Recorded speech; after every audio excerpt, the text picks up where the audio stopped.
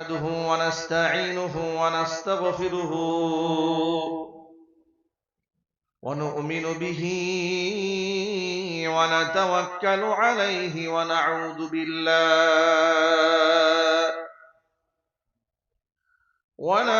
بالله من شرور أنفسنا ومن سيئات أعمالنا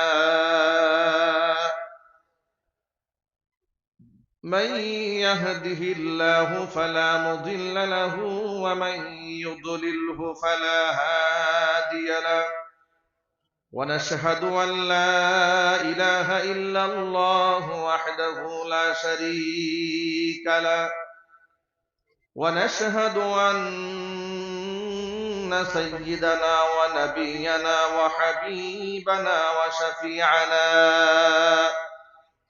ومولانا محمدا عبده ورسوله الذي أرسله بالحق بشيرا ونذيرا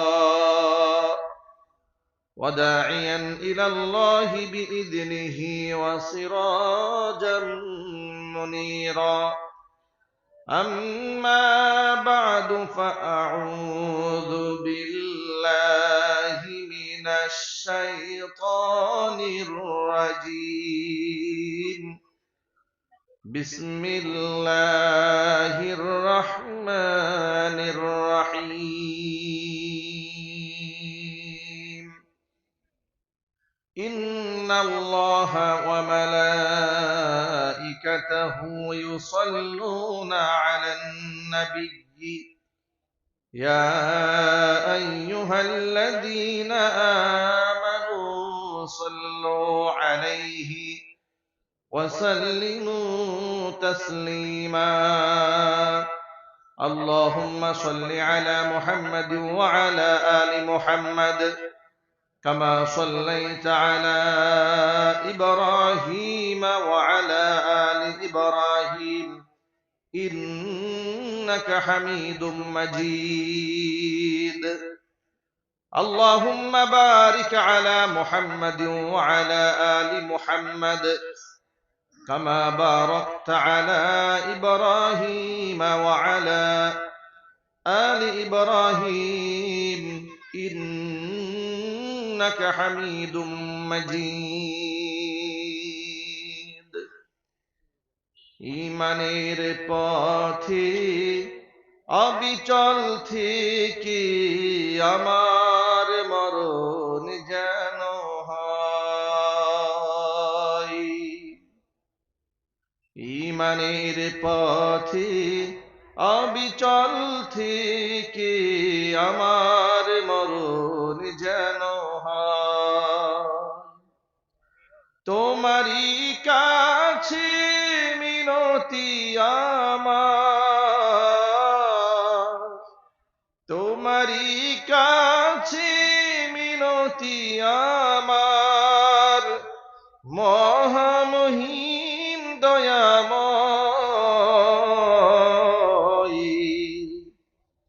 ঈমানের পথে অবিচল থেকে আমার মরণ যেন হয় ঈমানের পথে অবিচল থেকে আমার মরণ যেন হয়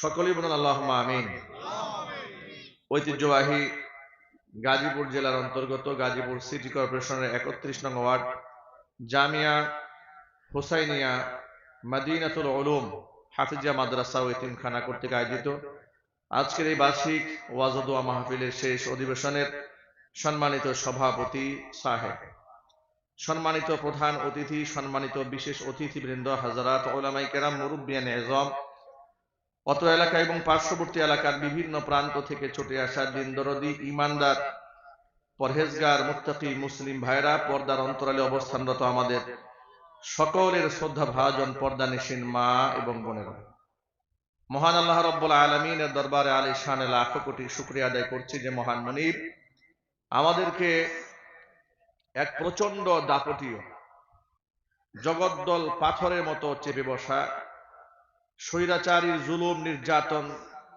থেকে মুক্ত করে জুলাই আগস্টের বিপ্লবের মাধ্যমে একটি নতুন বাংলাদেশ আমাদেরকে আল্লাহ তাআলা উপহার দান করেছে, যার দরুন আমরা কোরআন এবং সুন্নাহ থেকে খুব স্বাধীন মনে আমরা কথা বলার একটি স্বাধীন পরিবেশ পেয়েছি। ঠিক কিনা বলেন? আগে তো মাহফিল করতে গেলে ওসির কাছে যাও, ডিসির কাছে যাও, এসপির কাছে যাও, কমিশনের কাছে যাও, কাউন্সিলরদের পায়ে ধরো, এরপরে ঘুরতে ঘুরতে ঘুরতে ঘুরতে এক পর্যায়ে না পারমিশন দেওয়া যাবে না, এর মধ্যেও 14টা শর্ত জুড়ে দেওয়া হতো। হাজারো শর্ত দিয়ে প্রোগ্রাম অ্যারেঞ্জ করা হয়েছে, একদিন আগে মাহফিল বন্ধ করে দিয়েছে। এমন অসংখ্য ঘটনার অবতারণা যারা করেছিল, আল্লাহ রাব্বুল আলামিন তাদেরকে পৃথিবীর ইতিহাসের এক নিকৃষ্ট পতন তাদেরকে উপহার দিয়েছে। আমরা আজকে স্বাধীনভাবে কথা বলার সুযোগ পেয়েছি, এই পরিবেশ আল্লাহ আমাদের তৈরি করে দিয়েছেন। আমরা মহান রবের দরবারে শুকরিয়া আদায় করছি, হৃদয়ের সবটুকুন ভালোবাসা উজাড় করে শ্রদ্ধা জড়িত কণ্ঠে মহান মুনিবের শেখানো ভাষায় শুকরগুজার করছি। সকলে মিলে বলছি আলহামদুলিল্লাহ।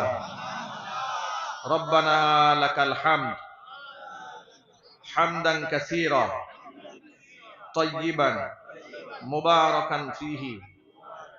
রব্বানা লাকাল হামদু কামা ইয়ানবাগি লিজালালি ওয়াজহিকা ওয়া আযীমি সুলতানিকা। আল্লাহ রাব্বুল আলামিন আজকের মাহফিলকে কবুল করুন। জামিয়া হুসাইনিয়া মদিনাতুল উলুম মাদ্রাসাকে আল্লাহ তাআলা কিয়ামত পর্যন্ত কবুল করেন। এখানে মাদ্রাসার নামটা একটু সংশোধন করতে হবে, জামিয়া হুসাইনিয়া আল মদিনাতুল উলুম। এটা শব্দটি হয়নি, নিশ্চয়ই উলামায়ে কেরাম বুঝতে পেরেছেন। মুযাফ মুযাফুন ইলাইহি এখানে আছে, মুযাফের শুরুতে কখনো আলিফ লাম হবে না। আল মদিনাতুল উলুম হবে না, হবে মাদিনাতুল উলুম অথবা আল মাদিনা, যে কোনো একটা দিতে হবে। আল মদিনাতুল উলুম শুরুতেও আলিফ লাম লাস্টেও আলিফ লাম, এটা হবে? এটা হবে না, এটা ভুল লেখা হয়েছে। এটা খুব দ্রুত, যেহেতু প্রতিষ্ঠানের নাম, নামটা খুব দ্রুত সংশোধন করে ফেলতে হবে। নাম দিতে হবে জামিয়া হুসাইনিয়া মাদিনাতুল উলুম মাদ্রাসা ও ইতিমখানা, অথবা যদি মাদিনাতুল উলুম দিতে মনে না চায় তাহলে আল মাদিনা ইতিমখানা, সেটাও দেওয়া যেতে পারে। কিন্তু আল মাদিনাতুল উলুম এটা দেওয়া যাবে না। এটা গ্রামার, আরবি গ্রামারগত সমস্যা আছে, ব্যাকরণগত ঝামেলা আছে, এটা ভুল। আল্লাহ তাআলা সংশোধনের তৌফিক দান করেন। আল্লাহ তাআলা যেন আজকে মাহফিল ওসিলা করে অত্র এলাকার সমস্ত মুর্দেগানের কবর আযাবকে মাফ করে দেন। কাল কিয়ামতের কঠিন ময়দানে এই আয়োজন আল্লাহ তাআলা আমাদের সকলের নাজাতের জারিয়া হিসেবে কবুল করেন। প্রিয় বন্ধুগণ, আমরা প্রথমত আজকের মাহফিলে আল্লাহর কাছে দোয়া করছি, জুলাই আগস্টের বিপ্লবে যে সমস্ত ভাইরা বোনেরা শাহাদাত বরণ করেছেন, আল্লাহ পাক তাদেরকে জান্নাতুল ফেরদাউসের সুউচ্চ মাকাম দান করেন। যারা আহত হয়েছেন শেফায়ে কামিলা আজিলায়ে কুল্লিয়া নসিব করেন। যারা সন্তান হারিয়েছেন, স্বামী হারিয়েছেন, আত্মীয় স্বজন হারিয়েছেন, শোক সন্তপ্ত পরিবারকে আল্লাহ রাব্বুল আলামিন সবরে জামিল দান করেন। আজকের মাহফিলের ওসিলা করে আমাদের মা বোনদেরকে আল্লাহ তাআলা পরিপূর্ণ হেদায়েত নসিব করেন। আজকের এই মাহফিলটা আল্লাহ তাআলা কাল কিয়ামতের ময়দানে আমাদের সকলের জন্য নাজাতের ওসিলা বানায় দেন। জোরে কোন আমিন। প্রিয় ভাইরা, আল্লাহ তাআলা আমাদেরকে মুসলমান বানিয়েছেন, সাথে সাথে উম্মতে মুহাম্মাদীর অন্তর্ভুক্ত করেছেন। এজন্য আপনারা খুশি না বেজার? আরো জোরে বলেন। আচ্ছা, আমরা নিজেকে মুসলমান মনে করি, দাবিও করি। আল্লাহ যদি আমাকে মুসলমান হিসেবে কবুল না করে তাহলে এর থেকে পরিতাপ, এর থেকে আফসোস আর কিছু হতে পারে? দেখুন, সামাজিক প্রেক্ষাপটে আমরা অনেক সময় ঈমান হারা কাজ করি, এরপরেও আমাদেরকে আনুষ্ঠানিকতার সাথে একজন মুসলমানকে যেভাবে বিদায় করতে হয় দুনিয়া থেকে, ঠিক সেভাবেই কিন্তু বিদায় করা হয়। আমাদের বাংলাদেশের রাম বাম নাস্তিকদেরও জানাজা হয়। কথা বলে না কেন? হয় কিনা জোরে বলে? যারা জীবনেও নামাজ পড়ে না এমন লোক যদি মারা যায় তার জানাজা হয় না? জানাজা হয়। যদি পয়সাওয়ালা হয় শুধু জানাজা কেন, বড় একটা চল্লিশাও হয়, 4-5টা গরু জবাই করে এলাকার মানুষকে খাওয়ানো হয়। এমনকি মারা যাওয়ার পরে তাকে যে লাশের খাটিয়ার মধ্যে শোয়ানো হয়, একটা কালো গিলাপ দিয়ে ঢাকা হয়, গিলাপের উপরে লেখা থাকে লা ইলাহা ইল্লাল্লাহ মুহাম্মাদুর রাসূলুল্লাহ, আশহাদু আল্লা ইলাহা ইল্লাল্লাহ ওয়াহদাহু লা শারীকা লাহু ওয়া আশহাদু আন্না মুহাম্মাদান আবদুহু ওয়া রাসূলুহু। অনেক কালিমা লেখা থাকে, জিকির আজকার লেখা থাকে, আয়াতুল কুরসি লেখা থাকে, অনেক কিছু লেখা থাকে। জিজ্ঞেস যদি করা হয় যে এই কাপড় দিয়ে তাকে ঢাকলেন কেন, জবাব আসবে উনি একজন মুসলমান, মারা গেছেন, তার সম্মানে আমরা কালিমা দিয়ে তাকে ঢেকে দিয়েছি। একজন মৃত ব্যক্তির কফিনের উপরে, খাটিয়ার উপরে কালিমা দিয়ে আপনি ঢেকে দিয়েছেন, কিন্তু তার হৃদয়ের মধ্যে কালিমা নাই, তার হৃদয়ে কালিমা নাই, কিন্তু আপনি কালিমা দিয়ে শেষ বিদায় দিয়েছেন, কোনো ফায়দা হবে? আরো জোরে বলেন। আপনারা নিশ্চয়ই এই প্রশ্নের জবাব জানেন যে কিয়ামতের দিন সর্বপ্রথম আল্লাহ তাআলা বান্দাকে কিসের প্রশ্ন করবেন? দেখি এই প্রশ্নের জবাবটা কারা দিতে পারেন দেখি। কিয়ামতের দিন রবের পক্ষ থেকে বান্দাকে সর্বপ্রথম কি প্রশ্ন করা হবে? প্রথম প্রশ্ন, আউয়ালু মা ইউহাসাবু বিহিল আবদু ইয়াউমাল কিয়ামাতিস সালাহ। সবার আগে প্রথম প্রশ্ন, বান্দা নামাজ পড়েছিল কিনা।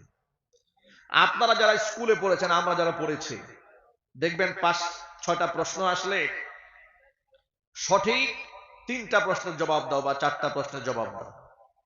আমরা প্রথম প্রশ্ন হাতে পাওয়ার পরে পুরোটা প্রশ্ন আগে পড়ি, পড়ার পরে আমাদের শিক্ষকরা আমাদের শিখিয়ে দেয় যেই প্রশ্নের জবাব তুমি সবচাইতে ভালো জানো সেটা তুমি সবার আগে লিখবা, যাতে করে যিনি পরীক্ষক মুমতাহিন তোমার খাতাটা হাতে পাবে, উনি হাতে পাওয়া মাত্র তোমার প্রথম লিখুনি দেখে যেন তোমার প্রতি একটা সুধারণা তৈরি হয়, এ প্রথমে এত সুন্দর লিখেছে, নিশ্চয়ই ভালো লিখবে সে। কিন্তু দেখা গেল আপনি 3য় নাম্বার কোশ্চেনের জবাব জানেন, কিন্তু প্রথম প্রশ্নের জবাবটা আপনার জানা নাই। আপনি 3য় নাম্বারের প্রশ্নের জবাবটা না লিখে আপনি ধারাবাহিকভাবে আপনি প্রথম প্রশ্নের জবাব লিখতে গিয়া একেবারে মনে যা চাই তাই লিখেছেন, একটা লাইনও ঠিক নাই, উত্তরও সঠিক হয় নাই। যদিও পরবর্তী পৃষ্ঠায় আপনি ভালো লিখছেন, মুমতাহিন যিনি, পরীক্ষক যিনি, আপনার প্রথম লেখা দেখে তার মেজাজটা খারাপ হয়ে যাবে, আপনার প্রতি একটা কুধারণা তৈরি হবে যে শুরুতেই যেহেতু এরকম লেখা লিখছে, পরে না জানি কত খারাপ লেখা লিখছে। কথা বলেন ঠিক কিনা বলেন? এই জন্য প্রথম প্রশ্নের জবাবটা সবাই, একটা দুর্বল মেধার মানুষও সুন্দর করে লেখার চেষ্টা করে। একজন মুসলমানের কাছে সর্বপ্রথম প্রশ্ন করা হবে, আউয়ালু মা ইউহাসাবু বিহিল আবদু ইয়াউমাল কিয়ামাতিস সালাহ। বান্দাকে হাসরের ময়দানে প্রথম প্রশ্ন করা হবে, বান্দারে তুমি নামাজ পড়েছিলে কিনা।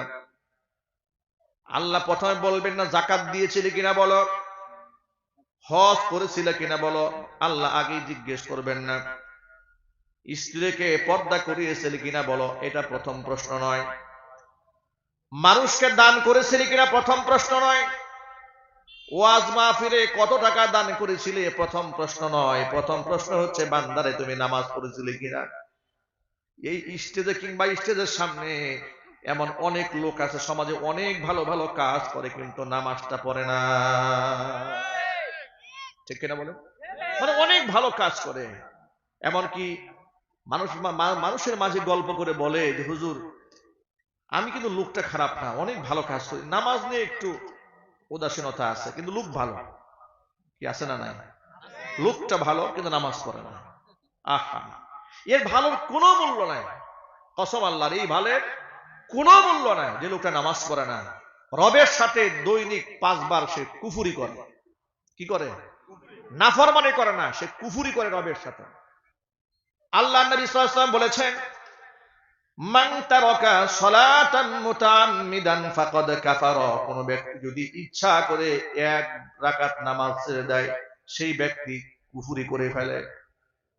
মুহাদ্দিসিনে কেরাম এবং ফুকাহে কেরাম হাদিসের ব্যাখ্যা করে বলেছেন ইমাম আবু হানিফা রাহমাতুল্লাহি আলাইহি বলেছেন, নামাজ তরক করার কারণে সে যেন কুফরি করে ফেলল, সে একটা কাফের কাজ করেছে। কার কাজ করেছে? নামাজ ছেড়ে দিয়ে সে মুসলমানের কাজ করে নাই, সে কাফের কাজ করেছে। নামাজ ইসলামে এতটাই গুরুত্বপূর্ণ, এমন কঠিন শক্ত বিধান নামাজি। কোরআন মাজিদ আল্লাহ রাব্বুল আলামিন জিহাদরত অবস্থায় নামাজের নির্দেশ প্রদান করেছেন। অর্থাৎ ধরুন 500 মানুষ, 5000 মানুষ আপনি সৈনিকদের সাথে লড়াই করেছেন, কাফেরদের সাথে, নামাজের ওয়াক্ত হয়ে গেছে, জিহাদ চলমান। আল্লাহ রাব্বুল আলামিন বলেন, নামাজের ওয়াক্ত যদি হয়ে যায়, জিহাদরত অবস্থাতে তুমি নামাজ ছাড়তে পারবে না।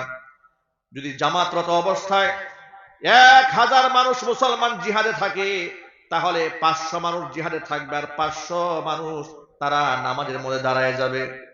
2 রাকাত নামাজ পড়ে, 2 রাকাত নামাজ পড়ার পরে তারা একদল আবার সামনে যাবে, যারা সামনে ছিল তারা পিছনে চলে আসবে, তারা জামাতের মধ্যে শামিল হয়ে যাবে।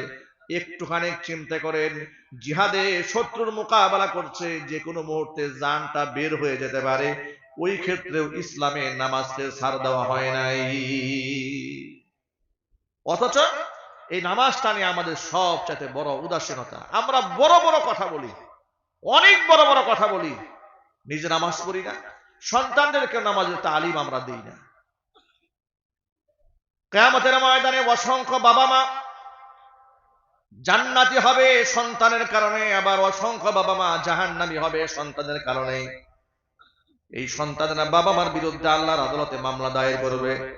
সূরা হামিম আস-সাজদার মধ্যে আল্লাহ পাক স্পষ্ট জানিয়ে দিয়েছেন। আল্লাহ পাক বলেন, وقال الذين كفروا ربنا أرنا الذين أضلانا من الجن والإنس نجعلهما تحت أقدامنا ليكونا من الأسفلين।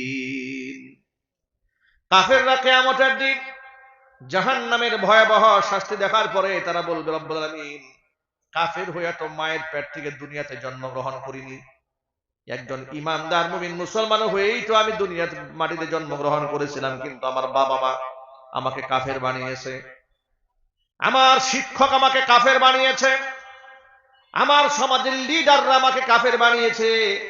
তাহলে যে সমস্ত বাবা মা আমাকে জাহান্নামের লাকড়ি বানালো, যে সমস্ত শিক্ষকেরা আমাকে জাহান্নামের লাকড়ি বানিয়েছে, যে সমস্ত নেতারা আমাকে জাহান্নামের লাকড়ি বানিয়েছে, আল্লাহ এই সমস্ত ব্যক্তিদেরকে আগে আমাদের সামনে হাজির করো। নাজআলহুমা তাহতা আকদামিনা, এদেরকে আমাদের পায়ের নিচে আমরা ফেলবো। লিয়াকুনা মিনাল আসফালিন, যাতে করে এরা জাহান্নামে আমাদের অধঃপতন, আমাদের অধঃস্তন হতে পারে। জোরে কোন নাউযুবিল্লাহ। কোরআন মাজিদ আল্লাহ পাক সন্তানদের ব্যাপারে আল্লাহ পাক বলেছেন, আল মালু ওয়াল বানুনা জিনাতুল হায়াতিদ দুনিয়া, সন্তান এবং সম্পদে হচ্ছে দুনিয়ার চাকচিক্য নিয়ামত। অন্য আয়াতে আল্লাহ পাক বলেন, ওয়া'লামু আন্নামা আমওয়ালুকুম ওয়া আওলাদুকুম ফিতনা ওয়াল্লাহু ইনদাহু আজরুন আযীম। জেনে রেখো, তোমাদের সম্পদ এবং সন্তান দুটোই আমি আল্লাহর পক্ষ থেকে নিয়ামত এবং পরীক্ষা। এই ইমতিহানে যদি তোমরা পাস করতে পারো, তাহলে আমি আল্লাহর কাছে রয়েছে মস্ত বড় পুরস্কার। সুবহানাল্লাহ। প্রিয় ভাইরা, আমাদের সন্তানদেরকে নামাজি বানানো, তাদেরকে দ্বীন শেখানো, আদব শেখানো, এটা আল্লাহ তাআলা আমাদের উপর ফরজ করেছেন। কি করেছেন জোরে বলেন তো? এটা আল্লাহ পাক আমাদের উপর ফরজ করেছেন। 7 বছর হয়ে গেলে একজন সন্তানকে, বাচ্চাকে নামাজের তালিম দেবেন, তাকে নামাজে ধীরে ধীরে অভ্যস্ত বানাবেন। 10 বছর হলে নামাজ না পড়ে তাকে আপনি বেত দিয়ে প্রহার করে, শাসন করে হলেও তাকে নামাজ পড়তে আপনি বাধ্য করবেন। এটা বাবা হিসেবে, মা হিসেবে আল্লাহ তাআলা আমাদের উপর ফরজ করেছেন। চিৎকার দেখুন সুবহানাল্লাহ। এই দায়িত্বগুলো পালন না করার কারণে আমরা আমাদের সন্তানদেরকে দুনিয়াবি শিক্ষায় শিক্ষিত করতে গিয়ে আমরা কত কিছু করেছি। কোরআন শেখায়নি, নামাজ শেখায়নি। বিনিময়ে কি হয়েছে? এই সন্তান ডাক্তার হয়েছে, ইঞ্জিনিয়ার হয়েছে, লয়ার হয়েছে, ব্যারিস্টার, প্রফেসর হয়েছে। এমন অসংখ্য ব্যক্তি পৃথিবীতে আছে যারা পৃথিবীর উচ্চ ডিগ্রি ধারণ করেছে।